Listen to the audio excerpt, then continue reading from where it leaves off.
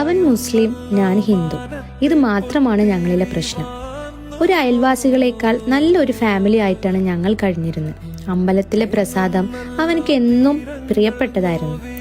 എല്ലാം ഉള്ളു തുറന്ന് ഞങ്ങൾ സംസാരിക്കാറുണ്ടായിരുന്നു. എൻ്റെ അമ്മയോളം ഞാൻ കണ്ട ഉമ്മയാണ് അവൻ്റെ വീട്ടിൽ. നീതു എന്നതിനേക്കാൾ ഫൈസി എന്നായിരുന്നു അമ്മക്കും. എനിക്ക് കോളേജിൽ പോവാൻ ലേറ്റ് ആയാൽ അവിടെ ബൈക്കുണ്ടെങ്കിൽ അതൊരു ആശ്വാസമാണ്. അവൻ എന്നെ കറക്റ്റ് ടൈമിൽ എത്തിച്ചിരിക്കും. അങ്ങനെ വീട്ടിൽ എനിക്ക് കല്യാണം നോക്കി തുടങ്ങിയപ്പോഴാണ് എൻ്റെ ഉള്ളിലെ അവനോടുള്ള ഇഷ്ടം ഞാൻ മനസ്സിലാക്കിയത്. ഞാനത് അവനോട് പറഞ്ഞെങ്കിലും അവൻ അത് അംഗീകരിച്ചില്ല. അത് നിനക്ക് തോന്നാവുമെന്ന് പറഞ്ഞു.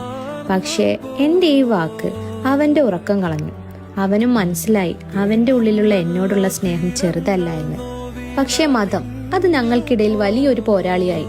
ഒരു ഫാമിലി എന്ന പോലെ കഴിഞ്ഞവർ ശത്രുക്കളായി മാറി.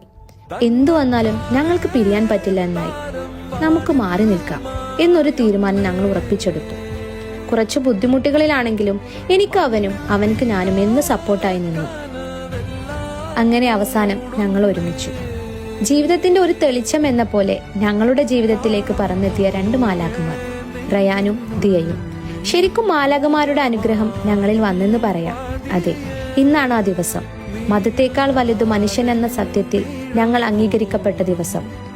ഉള്ളിലുള്ള സ്നേഹം സത്യമാണെങ്കിൽ ഒരു നാൾ തീർച്ചയായും നമ്മൾ അംഗീകരിക്കപ്പെടും. അതിനുള്ള ഏറ്റവും വലിയ ഉദാഹരണമാണ് ഞങ്ങൾ.